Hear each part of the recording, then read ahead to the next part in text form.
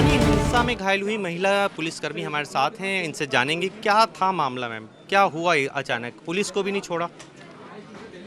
ये कोर्ट का आदेश था। मदरसा जो बनबुलपुरा क्षेत्र में मदरसा है वो इलीगल घोषित कर दिया गया था, उसे तोड़ना था। तो यहाँ से पूरी टीम रवाना हुई थी। वहाँ जाने पर पहले उन्होंने रोका, रास्ता रोका, जैसे तैसे पुलिस ने रास्ता बना बना के अंदर एंटर किया, वहाँ तक पहुँची अपने पॉइंट में जहाँ पे मदरसा टूटना था। महिलाएं जो एंटर, हमको फ्रंट में इसलिए रखा गया था क्योंकि वो पहले महिलाओं को बाहर निकालना था, वहाँ से जो भी वो पॉइंट था उससे महिलाओं को बाहर निकालना था। हमने अपनी ड्यूटी की।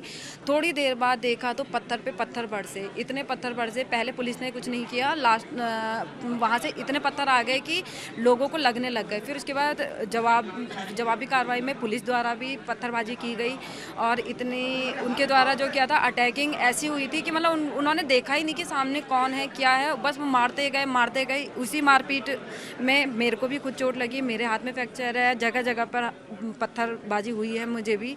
और उनका कहीं से विरोध प्रदर्शन नहीं लगा था। क्या क्या लग रहा था? रोष है, विरोध है, किस बात को लेकर नाराज दिखे? क्या आपको लगा कि ये आज कुछ बड़ी अनहोनी हो सकती है? वहाँ पर देख के वही लगा कि बहुत बड़ी अनहोनी हो सकती है। हमको तो मैं अपने बताऊं तो मुझे फील हुआ कि आज लास्ट है हमारा, हम घर वापस नहीं जाएंगे। क्या लग रहा था? नियोजित है पूरा मामला, पहले से तैयारी में थे?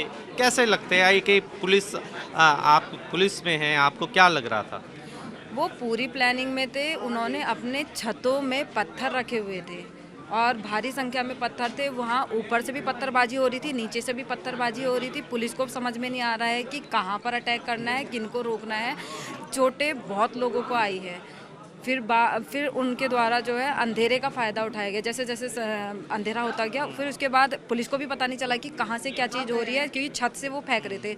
उनके द्वारा कांच बोतलें फेंकी गई, पेट्रोल भर भर के आगजनी इतनी की गई कि पुलिस को वहाँ से जाना पड़ा लास्ट अच्छा, में। कहीं ना कहीं ऐसा नहीं लगता लोकल इंटेलिजेंस का फेलियर है? इतनी बड़ी घटना हो जाती है और आप लोग ऐसे चले जाते हैं। अब इसके अगर पूर्व नियोजित था तो? पूर्व नियोजित था। हमारे अधिकारियों ने भी मतलब प्लानिंग करके ही गए थे, लेकिन वो फेलियर किस उससे हुआ है इसका तो मैं भी क्लियर नहीं बता सीएम सकता। साहब अभी आपसे मिल के गए, क्या सांत्वना दी, क्या पूछा उन्होंने इस बारे में कि कहाँ चूक हो गई? चूक के बारे में नहीं बताया, पूछा उन्होंने सांत्वना इस चीज़ की दी कि जो हुआ है ये गलत हुआ है, इस पे जो भी कार्रवाई होगी वो सही कार्रवाई होगी। अग्रिम जो भी क्या कार्रवाई चाहती होता हैं आप, क्या चाहती हैं?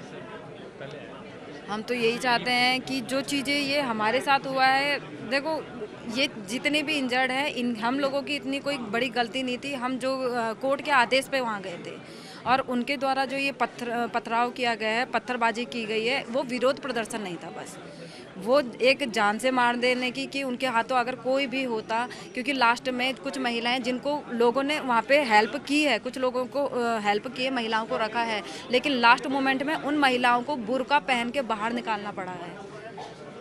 उनको बुर्का पहन के बाहर निकाला गया है और जिन्होंने पनाह दी है उनके घरों के दरवाजे तोड़ दिए गए हैं।